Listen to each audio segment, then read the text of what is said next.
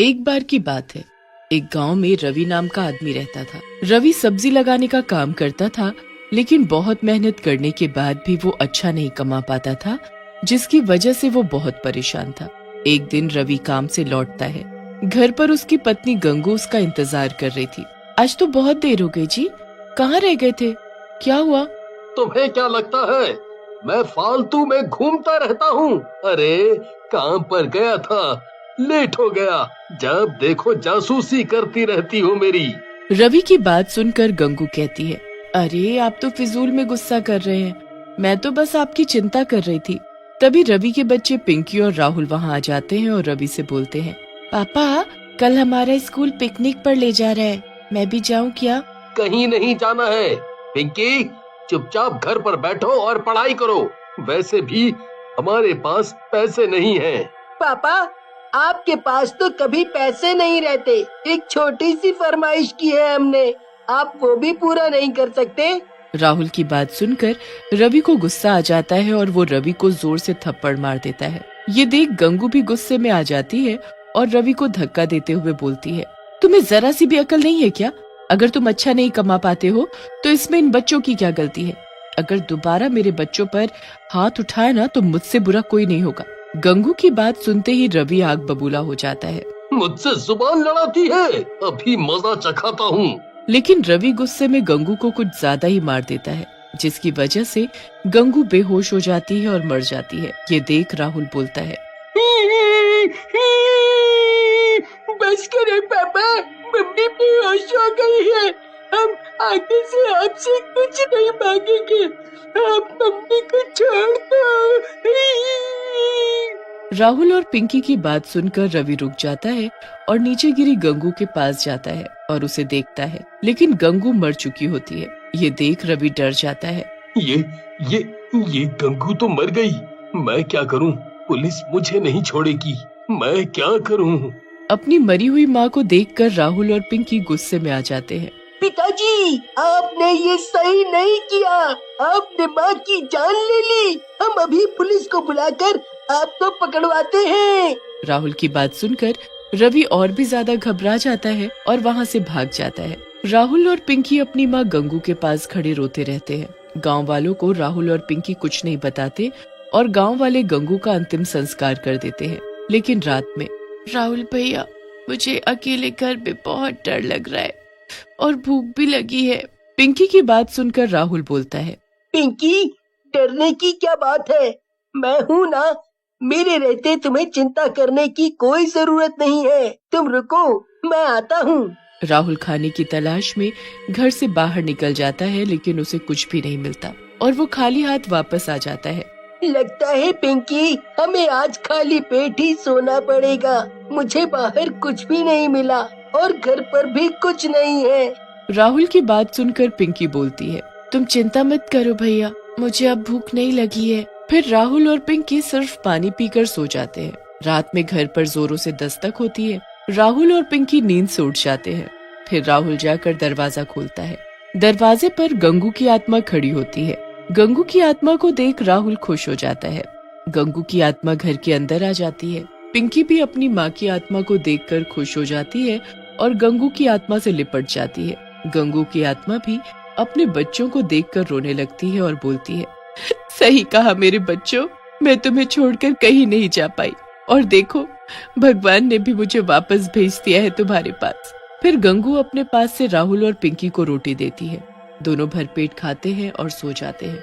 अगली सुबह गंगू राहुल और पिंकी को लेकर दूसरे गांव में चली जाती है और रूप बदलकर अंडे की रेड़ी लगाने लगती है। मैं उस गांव से तो बाहर आ गई हूँ भगवान, ताकि मुझे कोई पहचान ना सके। हे भगवान मेरी मदद करना, ताकि मैं अपने बच्चों को अच्छे से रख पाऊँ। फिर गंगू रोज अंडे की रेड़ी लगाती और अंडे और ऑमलेट बना बना कर बेचती। उसके ऑमलेट और अंडे बहुत ही ज्यादा स्वादिष्ट होते, जिसकी वजह से दूर दूर से लोग उसके पास आने लगे।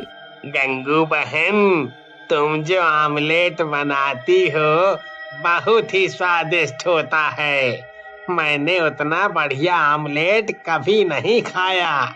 गांव वाले की बात सुनकर गंगू की आत्मा बोलती है, सही में भैया, लेकिन मेरे पति को तो मेरे हाथ का खाना पसंद नहीं है। अच्छा बहन, माफ करना, आपके पति को फिर कुछ नहीं आता जाता, उसे नहीं पता स्वाद का। हाँ। जैसे जैसे समय बीतने लगा, गंगू की कमाई बढ़ने लगी और राहुल और पिंकी भी खूब खुश रहने लगे। लेकिन शायद उनकी किस्मत में ज्यादा दिन खुश होना नहीं लिखा था। गंगू से जलने वाले भी बहुत हो गए थे। एक दिन राणा नाम का दूसरा रेडी वाला अपने दोस्त काला से बोलता है, जब से ये गंगू यहाँ रेडी लगाने लगी है, तब से हमारी बिक्री बंद हो गई है। पता नहीं मनहूस औरत लोगों पर क्या जादू करती है। मन तो करता है इसका गला दबा दूं। सही कह रहे हो भैया, चाहता तो मैं भी यही हूँ। जब से आई है हमारी तो कमाई ही बंद करवा दी। फिर काला और राणा गंगू को मारने का प्लान बनाते हैं और एक आदमी को गंगू को मारने के लिए बुलाते हैं। वो आदमी कोई और नहीं बल्कि रवि होता है, जो कि एक गुंडा बन चुका होता है। तुम दोनों चिंता मत करो, उस अंडे वाली की मैं भुर्जी बना दूंगा, भुर्जी। बस तुम दोनों बताओ कि वो कहाँ मिलेगी। फिर रवि काला और राणा की बताई जगह पर गंगू की रेड़ी के पास पहुंच जाता है और गंगू को पीछे खड़े होकर बोलता है, ए औरत, तूने मेरे दोस्तों का काम चौपट कर रखा है। आज तेरा आखिरी दिन है। आज के बाद तू कोई भी रेडी नहीं लगा पाएगी। रवि की बात सुनकर गंगू की आत्मा पलटती है। रवि गंगू को देखकर हैरान रह जाता है और डरते हुए बोलता है, गंगू, तू जिंदा कैसे हो गई? मैंने तो तुझे अपने हाथों से मारा था। रवि की बात सुनकर गंगू हंसने लगती है और बोलती है, तेरी मौत मेरे ही हाथों लिखी है, इसलिए शायद भगवान ने मुझे वापस भेजा है और मैं गंगू नहीं उसकी आत्मा हूँ, समझा। तभी गंगू अपने डरावने चुड़ैल के रूप में आ जाती है और रवि को गर्दन से पकड़कर उठा लेती है। रवि दर्द और दम घुटने की वजह से तड़पने लगता है। छोड़ दे मुझे गंगू, जाने दे, माफ कर दे। मैं कभी ऐसा नहीं करूँगा, माफ कर दे।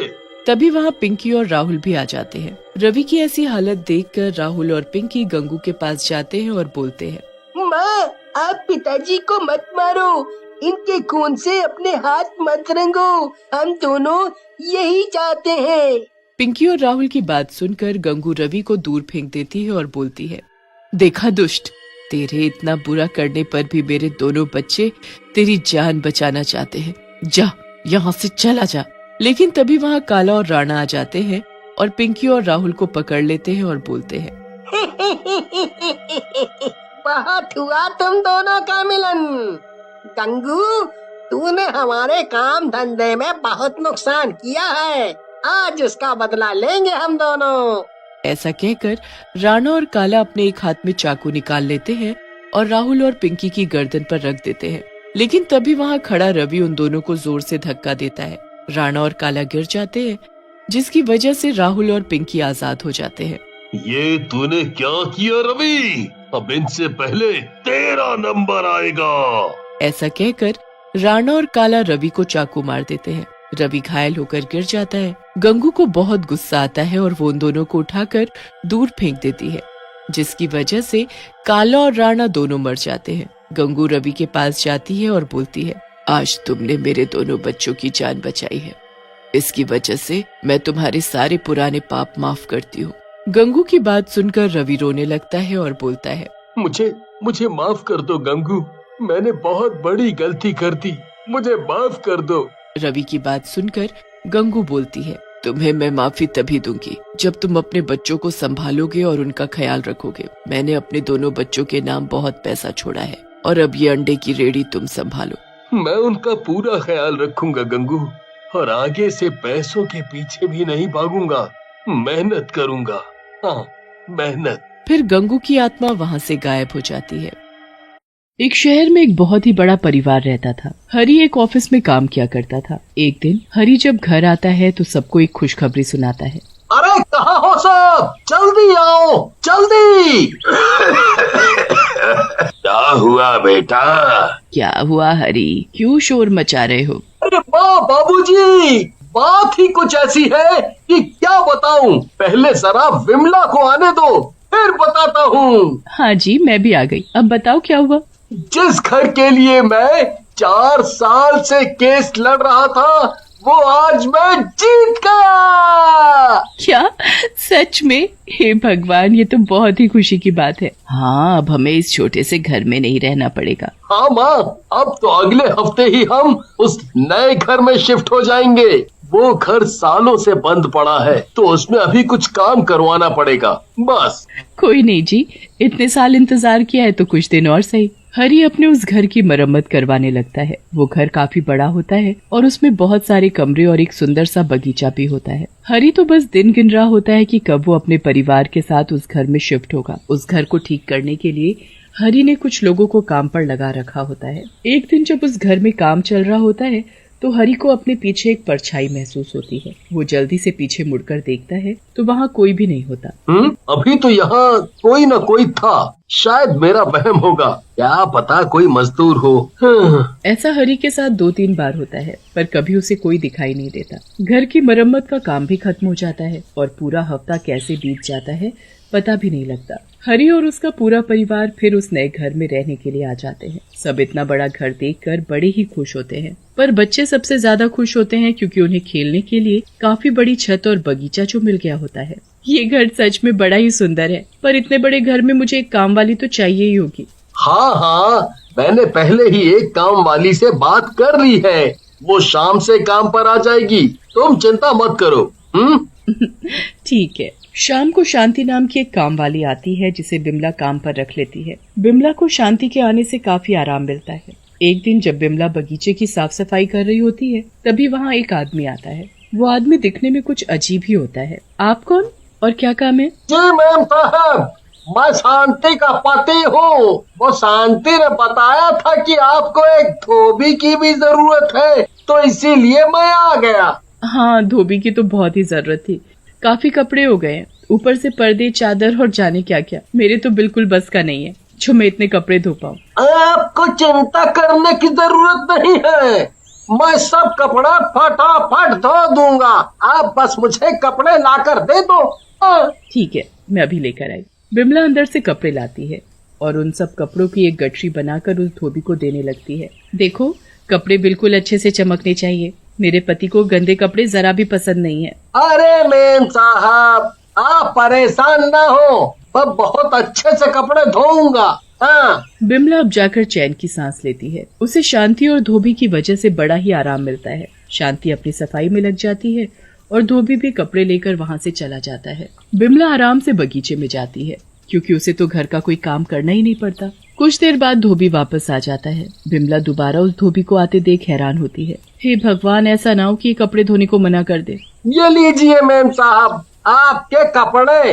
अरे भैया, क्या बात हो गई? आपको पैसे कम लग रहे हैं तो मैं कुछ पैसे भी दे सकती हूँ, पर आप ऐसे कपड़े धोने से मना मत करना। आप ये कैसी बात कर रही हो मैम साहब, मैं तो कपड़े धोकर ही लेकर आया हूँ। कपड़े धोकर भी ले आए? पर तुम अभी तो कपड़े लेकर गए थे, तो इतनी जल्दी कैसे कपड़े धुलकर सूख भी गए? अरे मैम साहब, मैं बहुत ही फटाफट काम करता हूँ, यही तो खूबी है मेरी। चलो अच्छी बात है, मैं तुम्हारा हिसाब महीने के आखिर में किया करूँगी। बाकी तुम कपड़े लेने हर 2 दिन बाद आ जाए करना।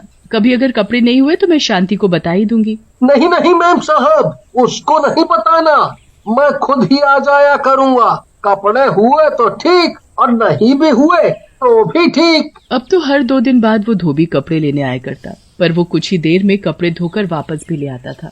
बिमला को ये बात बड़ी अजीब लगने लगी थी। गर्मी हो या ठंड, पर कोई भी कैसे इतनी जल्दी कपड़े धोकर और उन्हें सुखाकर वापस ला सकता है। एक दिन इस बारे में शांति को बोल ही देती है। शांति, तुम्हारा पति बड़ी जल्दी ही काम नहीं कर देता? मेरा पति? आप मेरे पति को कैसे जानती हो? कैसी बातें कर रही हो शांति, तुम्हें तो पता ही है कि वो हमारे कपड़े धोता है। मेरे पति कपड़े धोता है? ये आप क्या बोल रही हो मालकिन? मेरा पति तो दूध बेचता है, वो कब से कपड़े धोने?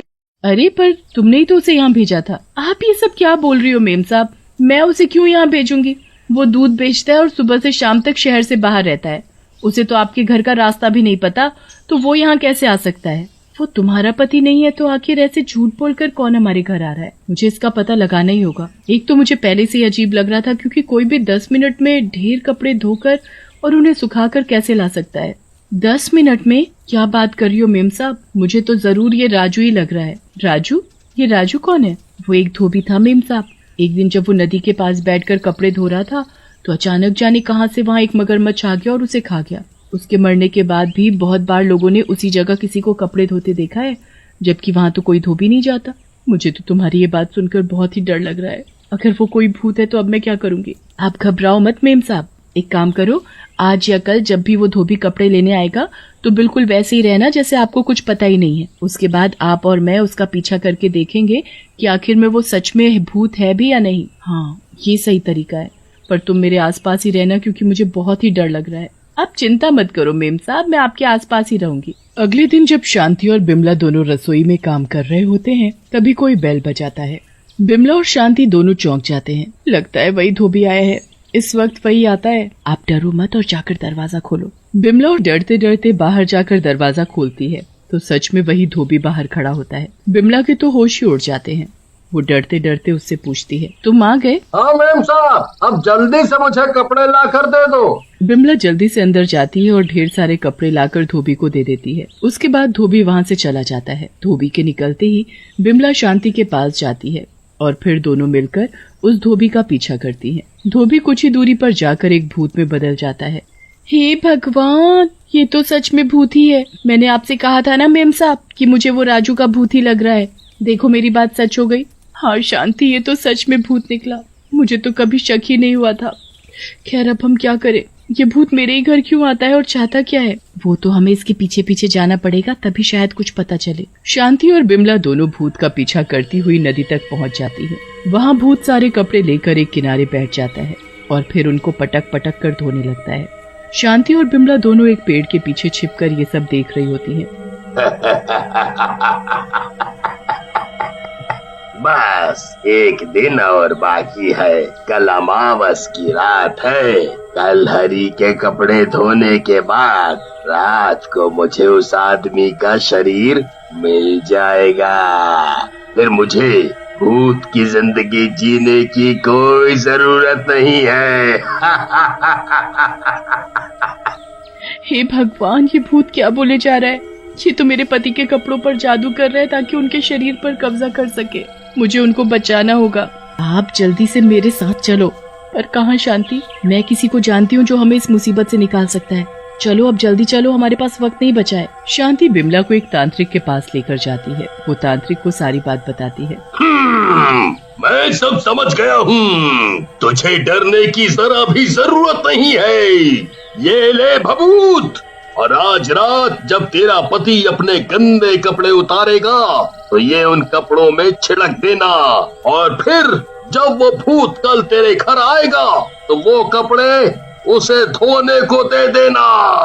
बिमला बिल्कुल वैसा ही करती है। वो घर जाकर अपने पति के गंदे कपड़ों में भभूत छिड़क देती है और बाकी कपड़ों के साथ एक पोटली में बांध देती है। अगले दिन फिर से वही भूत धोबी के भेष में कपड़े लेने आता है। बिमला उसे वो पोटली पकड़ा देती है। फिर वो धोबी का पीछा करने लगती है। धोबी वो पोटली लेकर वही नदी के किनारे जाता है और रात होने का इंतजार करने लगता है। जैसे ही अंधेरा होता है वो भूत उस पोटली को खोलकर उसमें से हरी के कपड़े निकालकर जादू करना शुरू कर देता है।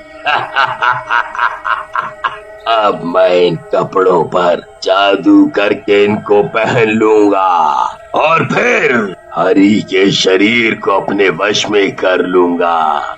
उसके बाद मेरे पास अपना एक शरीर होगा।